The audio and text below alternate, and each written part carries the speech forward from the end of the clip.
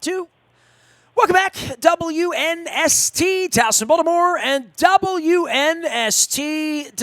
A star is born in Lamar Jackson. We're going to be discussing that and many other things along with Josh Bynes at Adams Jeep on Monday night up in Aberdeen. Come on up. It's been a little while. We're looking forward to it, and it's been a little while on Festivus. And Luke, maybe this is a good time to not only talk about Josh Bynes and L.J. Ford and Marcus Peters, these other long-standing Ravens, Domata Pecco, who are getting all of these snaps, but just in general with Lamar Mania being where it is. And I know we touched on it briefly, and that's what we do around here is take a deeper dive.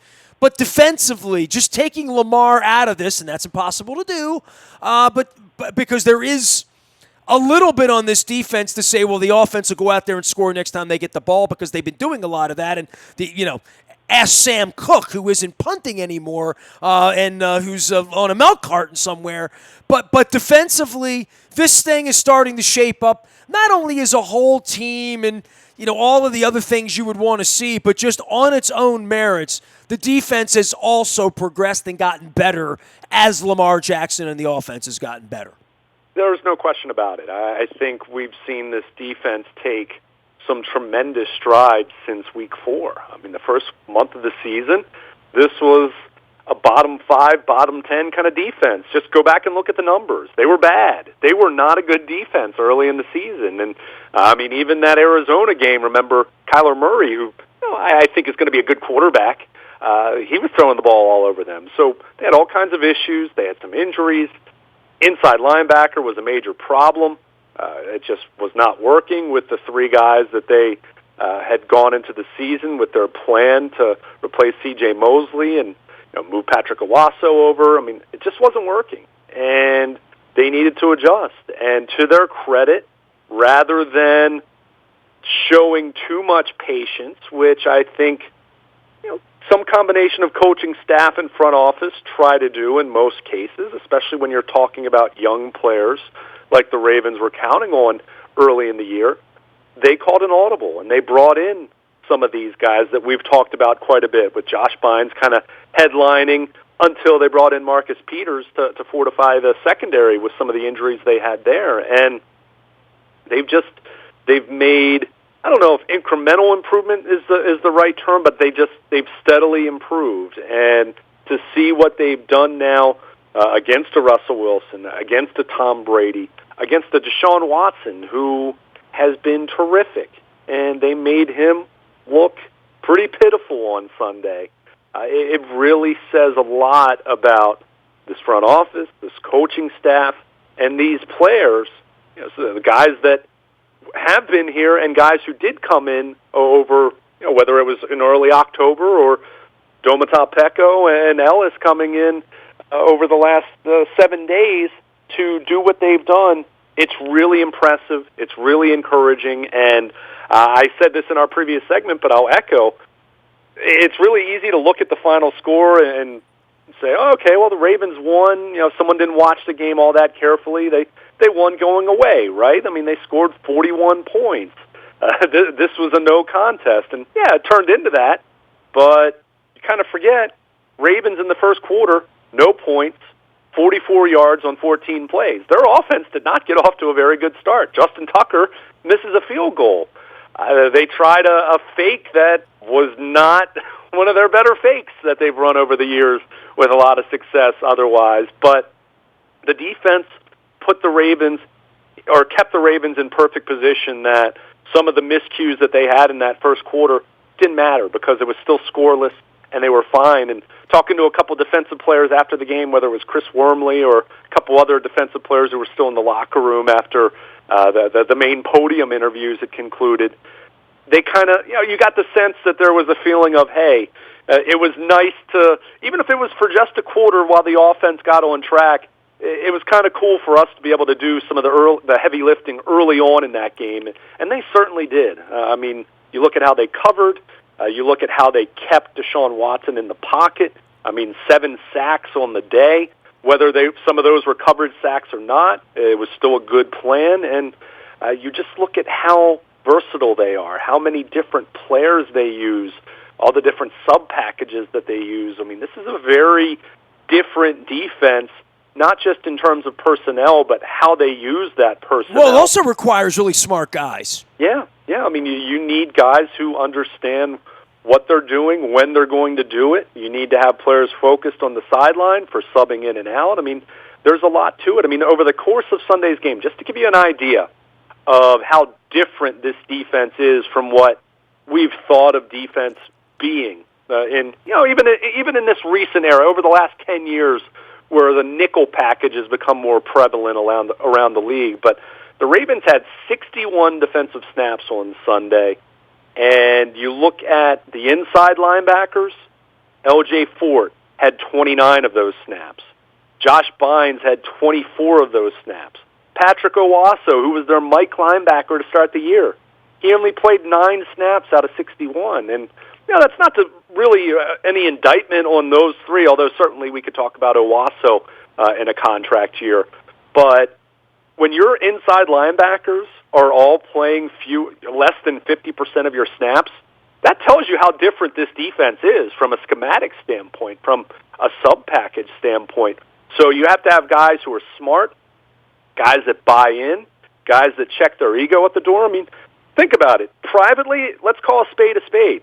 Patrick Owasso's contract year has not gone how he would have envisioned by any stretch. No doubt. He was looking for the Donnell Ellerbe year. Yeah, I mean, yes. he's cost himself some money. With the fact that he struggled early in the year, and you can put some of that maybe on the coaching staff because they thought he could play Mike, and he was better as a will linebacker. And they've had him play the will the last few weeks, but he struggled a little bit last week, and we saw him play less on Sunday. But that aside, you have to check egos at the door. I mean, how about a guy like Brandon Carr, a guy that started every single game of his career? The Ravens have maintained that starting streak, but his role is much different now than it was last year or even earlier this season. I mean, this is a guy that now is basically playing safety in the dime package. That's a different role than he's had in the past. I mean, he used to be a guy that played 100% of the snaps as an outside corner earlier in his career, and even in his first year or two with the Ravens. So his role has changed. But if you have guys who buy in, guys that are smart enough to realize what their role is in the defense and why it's important, and yeah, they might not be playing 100% of the snaps like Marlon Humphrey and Marcus Peters do, but there's still value to what they do that's still important with what they do, and it comes back to the fact that you're winning and your defense is getting better. You have a bunch of guys who have done that. And look, this isn't the most talented defense the Ravens have had by a long shot. Maybe the secondary, you can say that. But that front seven, that is, compared to front sevens of yesteryear or even recently, I mean, it's a far cry in terms of the talent individually going guy by guy. But the sum of the parts, it's starting to feel not like last year, but more like last year, and it's trending up, and you're looking at a defense that is looking more and more like a top 10 kind of defense, and you put that with Lamar Jackson in this offense right now, I don't know how you beat this team. So it really does speak to the work that's been done really on every level, player, coach, anyone on the personnel side, to attack this thing and not just wait for it to get better, not just hope for it to get better, but make moves to jumpstart that improvement. And the Ravens have certainly done that, and they're reaping the benefits of that now, playing really good football against some really good quarterbacks over the last month. He is Luke Jones. You can find him out on the backfields in Owings Mills all week long. He's Luke at WNST.net. Of course, Baltimore Luke out on Twitter.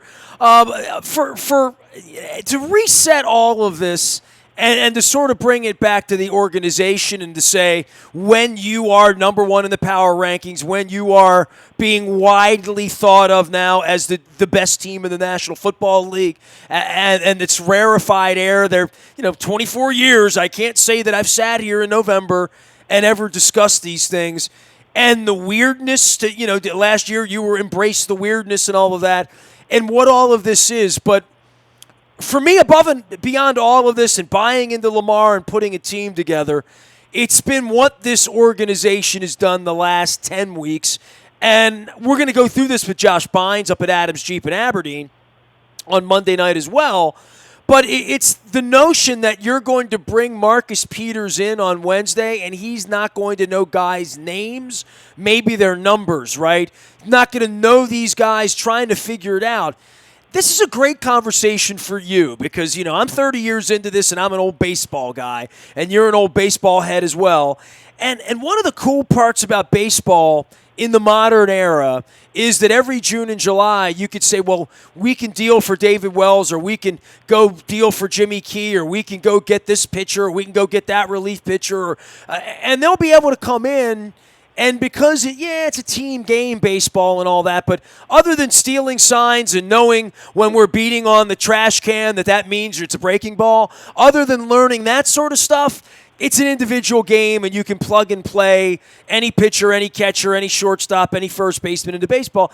And you would sort of say that about basketball in the middle of the season, been a part of a lot of hockey deals and deadline deals. It's been a big part of the sport there for 30 years as well, where you'd say, well, that's a system, but they all play on the pond and they've all played hockey and there's sort of a ballet about it and line shifts and communication that you could pick up on. And hockey's such a we, us, guy, us, pull thing that when a new guy comes in, that guy gets brought in quickly. Look, football's a game where this has not been a normal part of football where you would say there were no trades during seasons because no one could move around and get terminology and teams didn't want to mess with it and street free agents were always just that, like a guy you grabbed off the street. And while they make movies about, the story where the guy comes in from the trash can in Philadelphia and wins game, that's not really the way it works in the modern era. And this trade thing and picking up guys and the quality of a player you can bring into your organization. And I brought this up with you in the locker room after the game, after the Texans win, that the Patriots got pretty good at this in figuring out how to get Junior Seau at the end of his career. And I know I've talked to Chad Brown, our mutual friend Chad Brown, about Belichick ringing his phone in week 8 and saying, can you come in? And having reliable veteran guys to be able to do that. The Ravens have held a doctorate school of in-season maneuvering to bring in players to fit roles where they can bring a Josh Bynes in on a Monday or a Tuesday and have him play 40 snaps on Sunday. That's really an amazing thing because identifying, having that player sign up. I mean, Damata Pekka came in here last week and said he was pissed at his agent for not coming in 2 weeks earlier because it was about money and this and that, and he was looking forward to the role. Now he wakes up, and you'll see him in Owings Mills this week. He's on an 8-2 football team, right? All these guys have, Bynes, these guys that are veteran guys that have been chasing this now find themselves on the best team in football, including Marcus Peters, right, who's going back out, probably going to live in the apartment he gave up in Manhattan Beach a couple weeks ago, right? So it's really a crazy thing defensively, specifically defensively, the pieces and parts that the DeCostas and the Kokinas and all these guys have put together here. Yeah, and let's be clear. I mean, signing street free agents is not uncommon. I mean, just the simple attrition in the NFL, you have that. I mean, the Ravens have brought in Lawrence guys, but to be good at it, be good at it. And that's where I go back to what I was talking about a few minutes ago. Because of how multiple this defense is, it allows you to cast a wider net in terms of what you want. I mean, if the Ravens were playing this like it were 2010, where you had 2 inside linebackers on the field every single snap, save maybe you play a few snaps of dime in a few unique situations game to game. But other than that, you're going to have 2 inside linebackers on the field all the time. I'm not sure Josh Bynes and L.J. Fort would be perfectly suited for that kind of a role. But when you're talking about a role where you have all this secondary depth, so why wouldn't you use it and play more dime and even play some quarter where you have 7 defensive backs on the field? They don't do that quite as much, but they've been playing plenty of dime and do that And instead of having two inside linebackers on the field, it's one. Or in many cases, it's none. And then you're only having to rely on those types of guys, a Josh Bynes or an L.J. Fort or now a Patrick Owasso, throw him in there even though he's been here, but knowing that he's much better suited as kind of a platoon kind of guy, well, then those guys become more valuable. And guess what? You're setting those guys up for success in certain down and distances, in certain packages. And same thing with, if Domata Peko had to play 50 snaps, that's probably not going to work out very well. I mean, that's just the truth. But where they are right now with Michael Pierce not playing on Sunday and not knowing what his short-term status is going to be, Peko can come in and give you 20 snaps of run-stopping defense as a nose tackle. You can have Justin Ellis come in and give you 20 snaps of run-stopping defense at a nose tackle or at a three-technique spot. And then that allows Brandon Williams to not have to play 59 snaps like he did a week ago after Pierce got hurt because you don't trust your other young guys to step in there. So it really, you mentioned baseball, and I kind of think of some of the Billy Beane Moneyball principles of trying to find that hidden value in players, I mean, go back and read Moneyball, and you hear all about Scott Hatteberg because he had a 400 on-base percentage or whatever it was, even though he was a former catcher with a bad elbow. That's what the Ravens are kind of doing with some of these in-season moves with some of these guys like a Josh Bynes, like an L.J. Fort, who was let go by Philadelphia very early this season, like some of these defensive tackles who aren't guys that you want on the field 3 downs by any stretch of the imagination, but with certain sub-packages, because of how multiple they are, they have very clear, defined roles in certain situations. Go in and do the dirty job for 6 seconds, right? Literally. And then you have those moves, and then you complement that, supplement that. It's not really complimentary because this was the big move they've made in season. You go out and get Marcus Peters, and you give up a linebacker that you didn't have any use for the rest of this year and probably didn't have a lot of confidence you were going to get much out of him over the next couple years. Although, who knows what happens with Kenny Young out in L.A., but we've seen John Simon. We've seen Darren Waller. We've seen players escape here and go on and do things, right? A few, but many more who you never heard from again. I mean, Arthur Brown. Willie Henry, who was someone that there were such high hopes for even at the beginning of training camp, was let go at the end of the preseason. He still hasn't signed with another team. So sometimes guys just don't work out, and that happens everywhere. That's not a knock on and the Ravens have a need. Yeah, but you look at what they did, trading a day 3 draft pick and a linebacker that had been benched, and you bring in Marcus Peters, who, look, we'll see what happens in terms of the rest of this year and where he is in terms of free agency and contract demands and where the Ravens are, knowing that they're going to have to pay Marlon Humphrey in the not-too-distant future as well.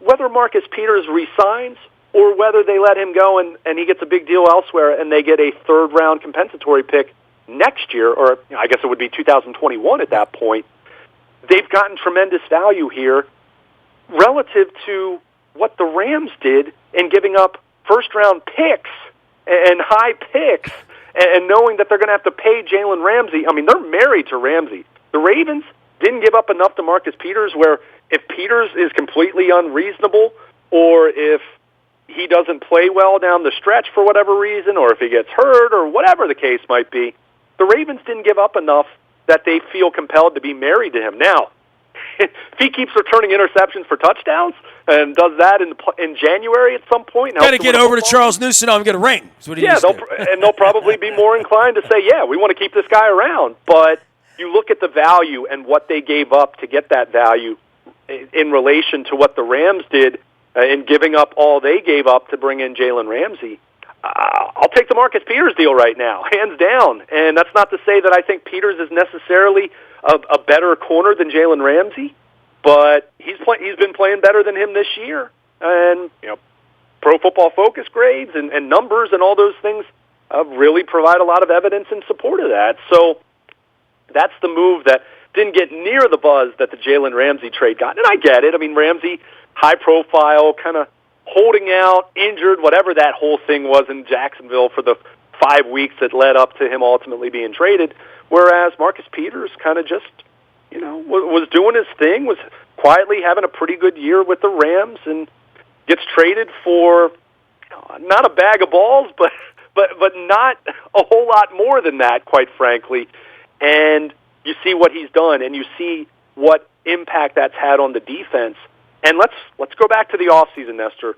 How was this defense designed? It was designed around having tremendous secondary play. We talked, I remember you asking, on behalf of me, asking John Harbaugh at the owners' meetings with the coaches' breakfast, asking about what's more valuable to you, coverage on the back end or pressure? I mean, that's a great football analytics question and debate that goes on right now. The Ravens, clearly the way they've constructed their roster, they've valued coverage on the back end. That's not to say they don't like a pass rush, and they wouldn't love to have a Khalil Mack in a perfect world right now. But if you don't have that, if you don't have a 26-year-old Terrell Suggs, if you don't have an Aaron Donald that's wreaking havoc from the defensive tackle position. I like that you brought that up because we're going to be talking about that all week, right? That's the next thing. Cover on the back end and lock down a team's top receiver or two and force a quarterback to hold the ball like Deshaun Watson had to on Sunday. And guess what? You'll get 6 or 7 sacks then. And so that Sunday was a great example of kind of how this defense was originally designed. Now, they had to pivot because they lost Tavon Young. They lost Jimmy Smith in week 1 and didn't get him back until after the bye, and they've lost some other guys. But in theory, the way that they tried to build this defense was around strong secondary play and hoping that would help the front seven. Well, we saw that come to fruition. We saw that come into place perfectly on Sunday, and Deshaun Watson had a miserable day as a result. Jimmy Smith was trailing around DeAndre Hopkins for a little bit. I want to take a little break here, tell you about Baltimore Positive. Stay fair. We're going to be back this Thursday. We have a doubleheader. Sonia Santalese talking all things Baltimore City education. I'm looking forward to that one, as well as Speaker of the House, Adrian Jones. Don Moeller and I put a bunch in the can for the holidays for the next couple of weeks. We got some really special stuff coming your way for Baltimore Positive, including a shop with a cop and a whole bunch of neat stories that I think the reason we put Baltimore Positive together. So we're at State Fair this week. We were at Fadley's last week. Maggie McIntosh joining us here this week. And let's see here. We had Wes Moore 2 weeks ago at State Fair. And, of course, we were at Jennings last week with Matt Skura, which was awesome as well. You can find that out in the buyatoyota.com audio vault. Got to give a shout-out to Lee Tessier and the Lee Tessier team of real estate. They can give you an instant cash offer on your home or get your home sold guaranteed at a price and a deadline you agree to. Give Lee a call, 410-638-9555, or find him at Tessier Real Estate. People have been asking me about the lava lamp behind me. This is very easy to get. You can get it at Poor Boys, but you can get it straight through my friends at Sporticulture, sporticulture.com. One click, you'll get it the next day. It doesn't get too warm. My cat sometimes likes to just look at it and watch the lava go up and down. Ever since I got the lava lamp, we're 8-2. So I love the lava lamp. So give some love to Court and everybody out there at Sporticulture. As well as Cole Roofing. I've got a new mug for my man Bill Cole. He's got the 100-year mug, and it's actually a bigger mug. And people say to me, dude, you don't need more caffeine. And I'm like, well, I just went from like a 10-ounce mug to like a 14-ounce mug. So there'll be some Rofo Kona blended here now that I'm back from Hawaii. I got to understand how great the Kona blend is, so I appreciate that. Appreciate Bill Cole and everybody Cole Roofing. I'm going to try to get him on the radio because he's got Lamar Mania like everybody, like Luke, like I. My Thriller shirt, I took that off this week. I'm going with my Baltimore Positive swag from Strategic Factory. Luke, last thing on the Texans before we bury them and we go into the rest of the league and do whatever we're going to do later on in the week and talk about the Rams and talk about the Patriots and the Rams game and everything. The Eagles and the Rams game. I got that wrong. The Patriots and the Rams and the Eagles. Monday night, Sunday night. It's a mess. The Rams played the Bears on Sunday night and I got all screwed up. But either way, the Texans, as we kick them out the door and we say, where were they at 41-7, losing, getting thrown around by the second team? I start to say to myself, all right, let's get this straight. We're going to hang the purple lights. We're going to go out to L.A. We're going to win some games, lose some games. We're probably going to have a bye because none of the rest of these teams can sort of catch us, keeping Lamar healthy and all of that stuff. But who will we see? Where will this be? How will this jockey out with the Colts and the Texans? And where will the Buffalo Bills be in all of this before it's all? Because we're going to see them. Looking at this AFC race and looking at these teams, where are the Texans if they really are the third best team? Yeah, and that's what was so surprising to me. And I'll go back to what I said at a previous point in our discussion of this impressive blowout victory for the Ravens. I mean, Earl Thomas even said himself he was kind of surprised, and he wasn't saying that as being disrespectful to his own team, but he didn't think the Ravens, I think his exact quote was, I didn't think we were going to do them like we did. And to me, that really says a lot about the Ravens, but I think it says a lot about the Texans as well. I mean, this is a team coming off a bye week, and that's the best you could do. And maybe going through, looking at the All-22 over the next couple of days, we'll see that the Texans tried some really exotic schemes, but I didn't see it. To me, that looked like a team that kind of just came in and kind of did their own thing and thought that was going to be good enough. Well, you know what? And that's kind of what DeCosta and Ozzie were counting on a year and a half ago, right? Yeah, I mean, like the 2 or 3 teams just would not, at least in the early going, personnel up or 92 up, or say, you know what, I'm putting my best players on the field, not my best matchups, and we're going to go play football, and then he's going to fly by you. Right? I'm glad you brought that up because there was an article last week that the 538 did, and it got a lot of attention, and I think some of it was negative attention, and I'll even tell you why I poked some holes in it, but it talked about the Chargers and what they did against the Ravens in that playoff game. And we've talked about it a lot. I'm not trying to rehash it, but we all remember they used 7 defensive backs, right? I mean, they had 7 defensive backs on the field. A lot of that was driven by the fact that they were so banged up with their defensive line and their linebackers, but they put 7 defensive backs on the field. Now, this article failed to mention that the Chargers also had Joey Bosa and Melvin Ingram up front, and 2 Pro Bowl pass rushers, 2 Pro Bowl defensive linemen, and they also had Derwin James at safety, who was kind of that hybrid, dynamic pass rusher / linebacker / corner / safety. So they had some pretty special talents. But what I found interesting about the article, even though they failed to mention that, and I think that right away that's problematic for me, but they this is the Salfino Payne column, right? I believe, I can't remember off the top of my head. November 6th, there's a blueprint for stopping Lamar Jackson. And no one's using it, right. Using it, but, yes. But what really struck me about that article, that it talked about how you could count on 2 hands and have fingers left over the number of times any opposing defense against the Ravens this year have tried to use 7 defensive backs. And look, right now anyone listening to this is saying, well, if a team puts 7 defensive backs on the field, you just go heavy and you run inside. And look, that's probably the case, but boy, doesn't that really speak to the fact that no one else has really tried to tried to copy that method? Doesn't that speak to the lack of imagination of these coaches in trying to come up with something creative, something innovative? Well, to your point, it's like you Jackson? feel like it's either a little lazy or, again, or you pull up your resignation. crotch and say, we do what we do. You know what I mean? Like. Yeah. And I think, and that's what's going to be fascinating over the next year or two in teams now that have seen Lamar Jackson once or twice. And I want to be clear, I'm not saying this implying that anyone's going to figure him out or, quote, solve him, or that he's going to be, that it's not sustainable, because I think it is at this point. I mean, the Ravens are 14-3 with Lamar Jackson as their starting quarterback in the regular season. Enough said. I mean, that's where they are over the last calendar year. But I will be interested to see to what lengths teams go, and specifically, you would think Pittsburgh and Cleveland, and the Bengals are very much at a different place now, needing a quarterback, and they're probably going to be the number 1 overall pick, and we'll see what happens with them in that regard.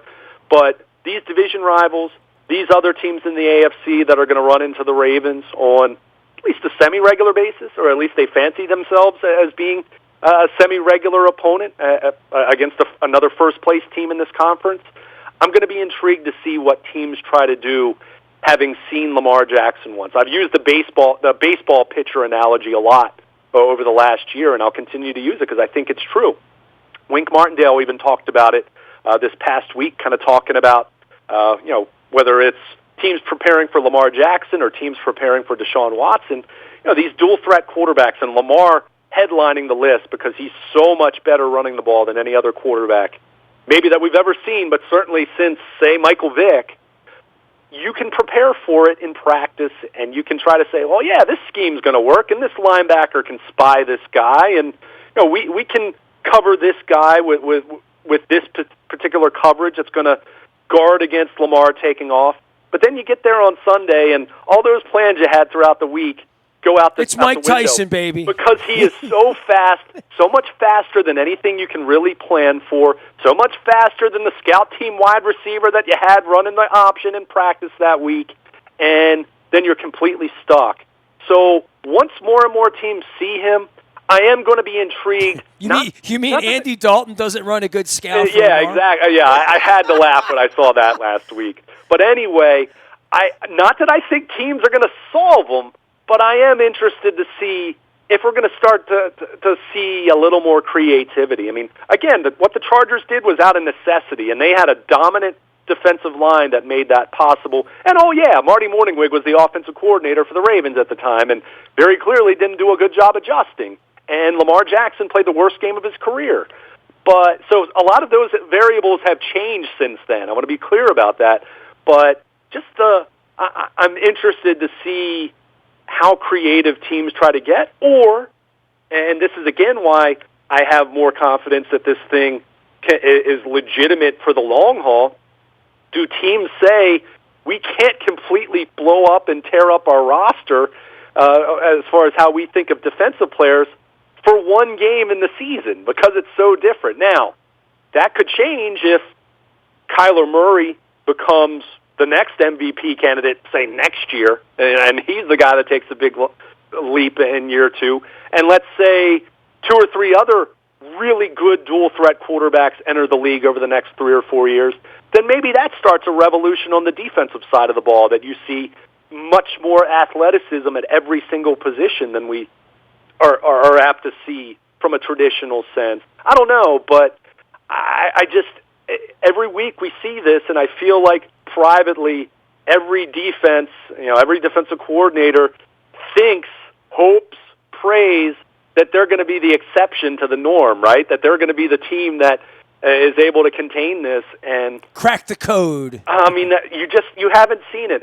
You've seen some teams keep the Ravens from hanging 40 on you or 35 on you, sure, but the only team that's really just shut it down was the Chargers in that playoff game. And again, other circumstances have changed pretty drastically since then to expect that. But I'm surprised, as much as we talk about this being a copycat league, that you haven't seen teams take a little more drastic measures. But I think it also speaks to just how unique Lamar Jackson is, how unique this offense is, that, at some point in time, you just can't reinvent the wheel. And even if you do come up with some exotic concept, do you have the players to execute it? And I think that's what defenses are fighting right now, trying to prepare for this Ravens team. He is Luke Jones. He is Baltimore Luke out on Twitter, and Luke at WNST.net. He will be out on the backfields out in Owings Mills. All of our WNST coverage brought to you by our friends at King Discount Liquors. Lottery, beer, booze, the best prices in Baltimore. Got a little surprise for Paul King. I'm going to drop by and give the King a ring sometime soon, and Johnny Bevan, the King All-Stars, in search of sake. Compass Point, when the weather's good, you can go hit the ball. Robert Kennedy's going to be here later on this week. A lot of basketball, man. I mean, lost in all this Lamar mania is the fact that, college basketball season's here. Robert Kennedy keeps us abreast of all things going on, including Coppin getting a big win. I got a text from Juan Dixon last week, so hopefully we'll grab Juan here later on in the month as we get up on Turkey as well. I am headed to Los Angeles this week, and I'm excited about that. My first ever game at the LA Memorial Coliseum. Sunday night I watched the Bears-Rams, and after I watched the Patriots and the Eagles do their thing. And, man, leave it to me on Sunday afternoon to root for Jimmy Schwartz and the Eagles and have them leave us limp on this Patriots thing. But we'll chase the Patriots down, and we shall win on Monday night in Los Angeles. Hollywood, here I come. Nasty at WNST.net finds me. Facebook, Twitter, LinkedIn, Snapchat, Instagram, anywhere you are. We are WNST.net, AM 1570, and WNST Towson, Baltimore. We never stop talking Baltimore sports.